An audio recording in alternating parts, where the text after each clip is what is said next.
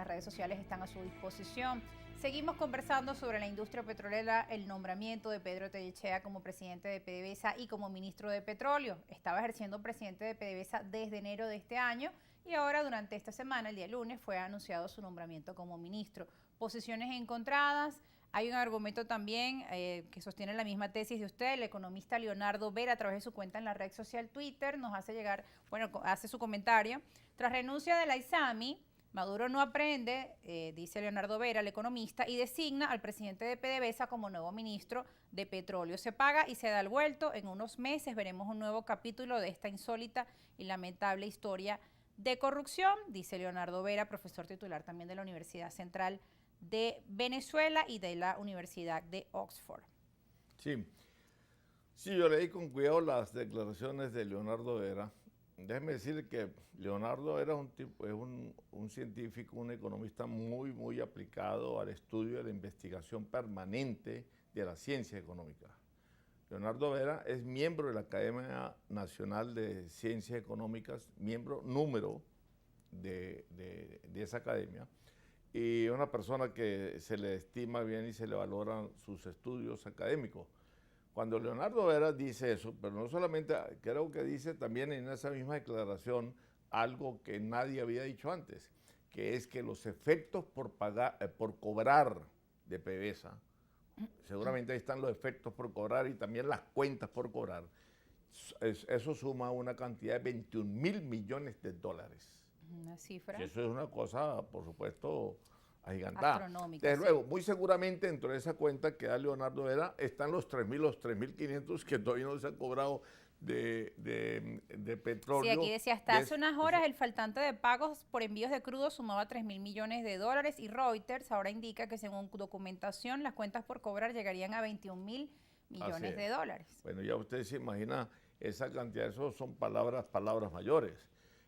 Por eso es que Rafael Ramírez sale a decir lo que dice, solamente, bueno, que en el caso en la boca de Rafael Ramírez, por supuesto, no hay mucha autoridad moral, por decirlo así, claro, para venir a refutar eso, pero bueno, el hecho es que entre pícaros y entre ladrones se caen unas discusiones por quién o por saber quién ha robado más o quién... Lamentable, además, en la situación de crisis económica que vive nuestro país. Claro, Rosa, porque son erarios públicos que exactamente los necesita el país. Bueno, o sea, que tanto se ha hablado de ese monto que requieren por ayuda humanitaria a través del dinero que está congelado de Venezuela en el exterior, el fondo humanitario que han solicitado en medio de los diálogos, y ahora... Nunca en la historia de la industria petrolera, y menos en la historia de Petróleo Venezuela del 1 de enero de 1976, cuando se fundó, cuando se creó PDVSA.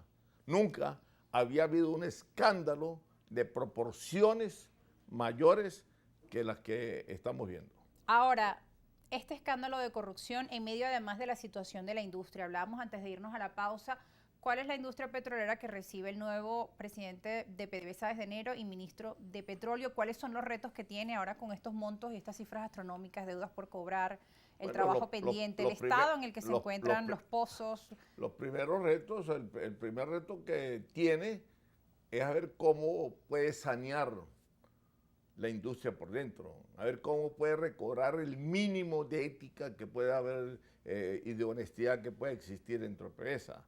Es decir, el reto que tiene es poner preso a todos los que estén involucrados en este desfalco a PDVSA. Una limpieza absoluta. Total, íntegra. Ahora, está dispuesto él a hacerla, caiga quien caiga. Mira, yo tengo mis dudas.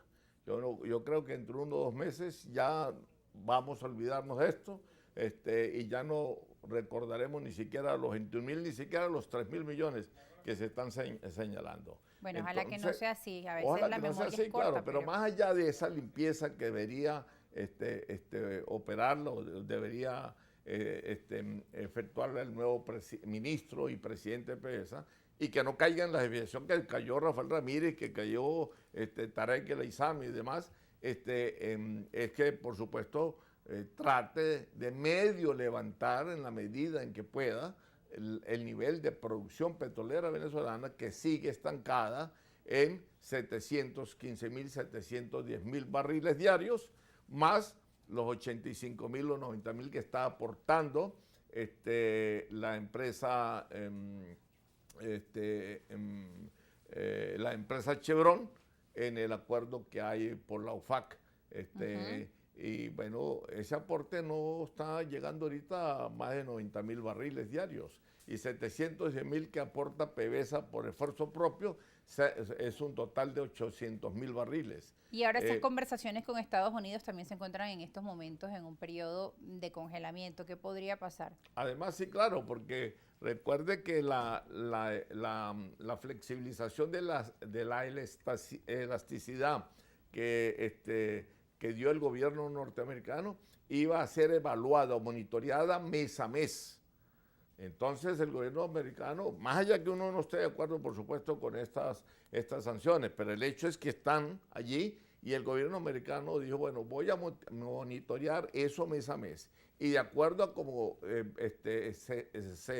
gobierno venezolano se comporte para el cumplimiento de lo que se acordó en México, bueno, yo voy flexibilizando más y qué sé yo.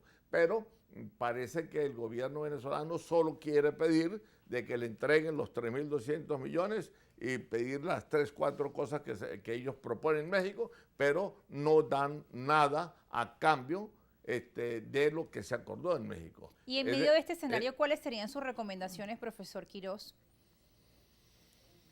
Bueno, imagínate.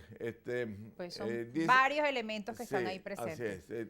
Dicen, bueno, un patricio tachirense, amigo mío ya fallecido, decía de que después de 60 años uno no debería dar recomendaciones ni sugerencias a nadie.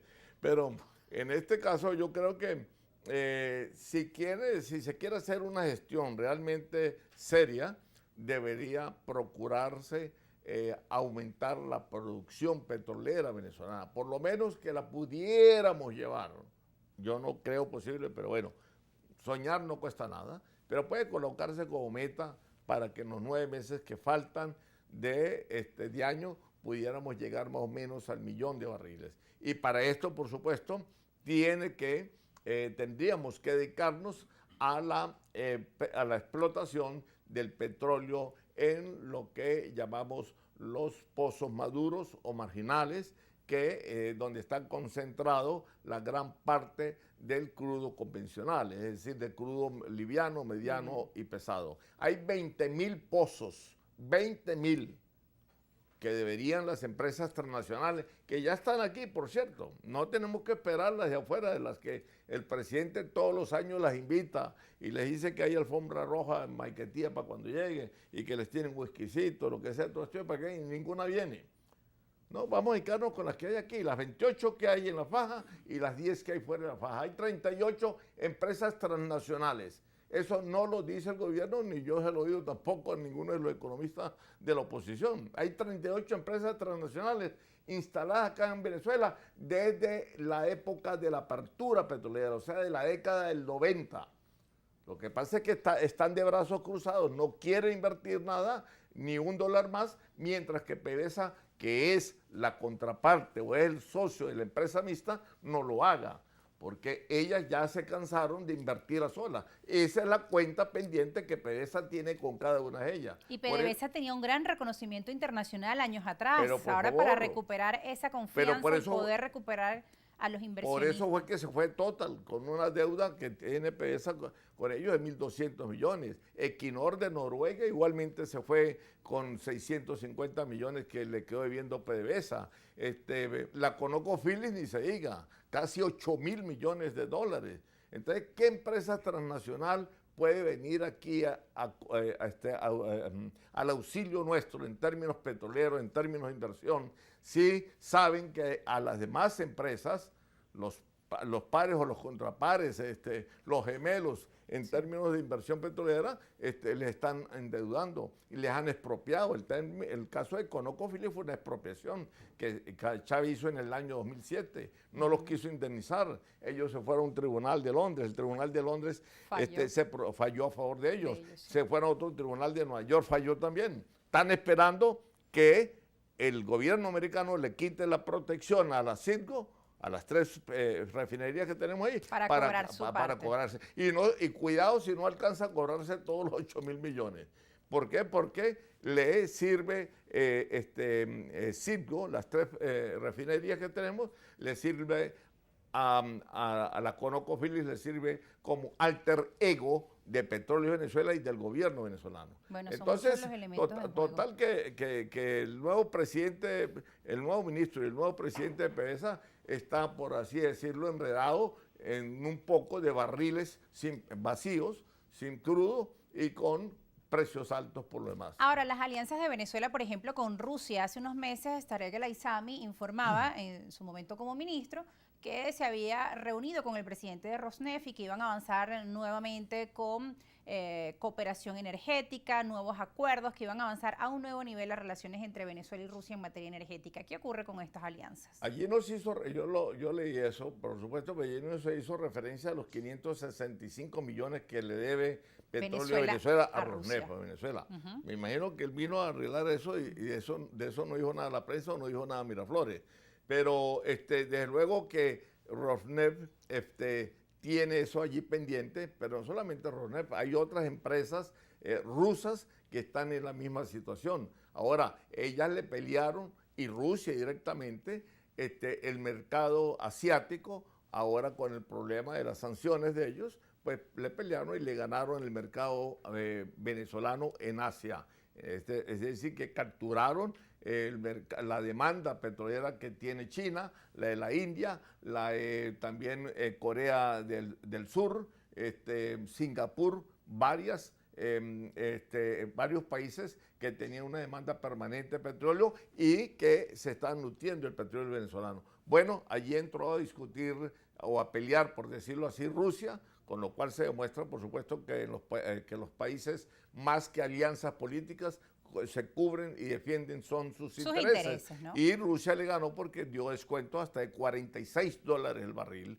y a Rusia no le importaba darlo, por eso le ganó a Venezuela, que estaba dando 26, 27, hasta 30, pero no solamente eso, sino que el petróleo ruso es mucho de mayor calidad que el venezolano, es un petróleo que no hay que trabajarlo porque es un petróleo liviano, estamos hablando de 37, 38 y 39 grados API.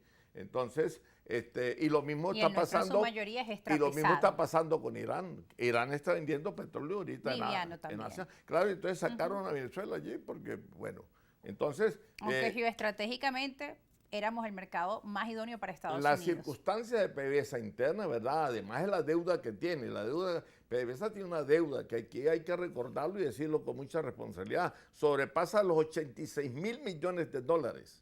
Deuda consolidada, ojo, pero aún así, 86 mil millones de dólares. Así que este nuevo presidente, además va a estar enredado en varios barriles, va a estar enredado en varios cargos, pero recibe una PDVSA en el peor de los mundos, ¿no? Además, encontrar ese dinero, ¿dónde está ese monto perdido por corrupción? Sí, porque es que nos agarró precisamente, como decimos en los Andes, nos agarró el catarro sin pañuelo, o nos agarró el páramo sin cobija, y entonces, bueno, aguantar frío es lo que corresponde, ¿no? Muy de los Andes, del Táchira donde usted viene. Pero vale recordar, por cierto, de que el frío no está en las cobijas, ¿no?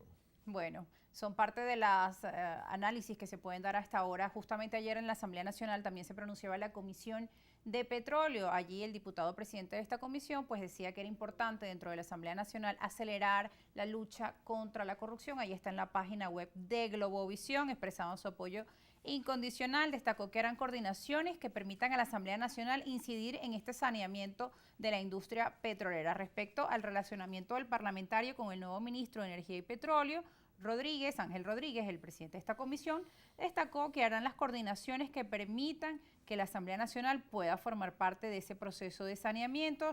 Señaló que era sumamente importante que la Asamblea asuma su acción contralora a través de comisiones en todas las instancias necesarias en función de minimizar y de ayudar al Ejecutivo Nacional y a la industria petrolera que no ocurran hechos de corrupción de estas magnitudes. Bueno, ahí estaba la comisión de la Asamblea Nacional. Ojalá sea posible tanta melodía y tanta poesía, ¿no? Involucrar una comisión dentro de Petróleos de Venezuela traería un aporte.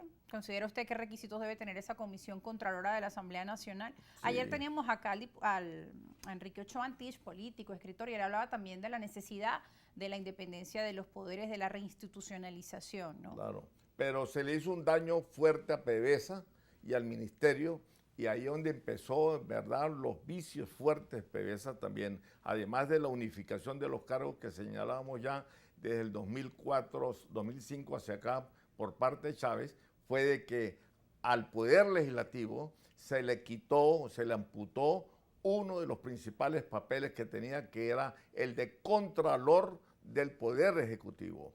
Y se le prohibió a los parlamentarios, teniendo el gobierno mayoría allí, citar o interpelar a los ministros del gabinete. Recuerdo que eso sucedió precisamente porque la oposición planteó citar al ministro Rafael Ramírez, cuando ya empezó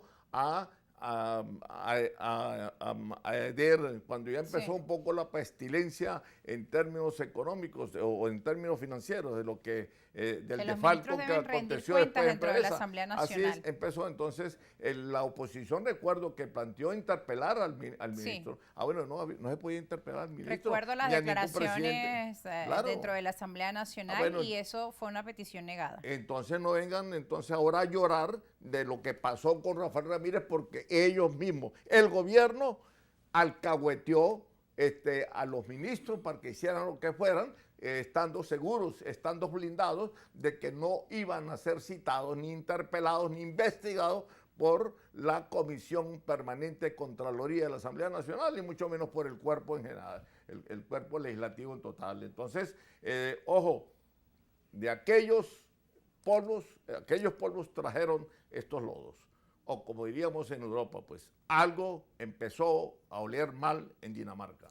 Bueno, muchas gracias por su análisis, profesor Rafael Quiroz. Y a propósito de ello, pues también Estados Unidos se ha pronunciado a estas investigaciones y dice que pues sigue muy de cerca el proceso que se está realizando en nuestro país y que celebra que se produzca un estudio sobre los procesos y hechos de corrupción, a lo que anoche en el programa con el Mazo Dando también se pronunciaba Diosdado Cabello y decía que le parecía raro el interés de Estados Unidos en estas investigaciones y que ellos querían a los corruptos para llevárselos y protegerlos en Estados Unidos. Bueno, es parte de la información, todos estos elementos siguen en desarrollo, profesor Rafael Quiroz. Ahí están las declaraciones, página web de Globovisión, ustedes allí podrán encontrar más información. Nosotros nos vamos a la pausa, gracias por estar en sintonía, gracias por sus comentarios. Al regreso vamos a tener al diputado Ezequiel del Partido Acción Democrática, nos va a estar acompañando al regreso de la pausa. Diputado Ezequiel Pérez, no se aparten, ya volvemos.